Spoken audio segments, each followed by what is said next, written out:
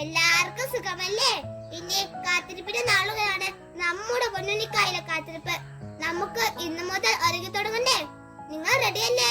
നമ്മുടെ വീട്ടിൽ കുഞ്ഞുങ്ങളുണ്ടാവുക സ്വീകരിക്കാൻ നമ്മൾ ഒത്തിരി സമ്മാനങ്ങൾ വാങ്ങി വെക്കാറില്ലേ? അതുപോലെ പൊന്നുണ്ണിയെ സ്വീകരിക്കാൻ നമുക്ക് തയ്യാറാകാം. വിശുദ്ധ ലൂക്കായുടെ സുവിശേഷം 1-ാം അധ്യായം 18 മുതൽ 20 വരെയുള്ള വാക്യങ്ങൾ വായിച്ച് ധ്യാനിക്കാം. പിന്നെ എന്താ ചെയ്യുന്നത്? ടോമുട്ടം അറിയാമോ?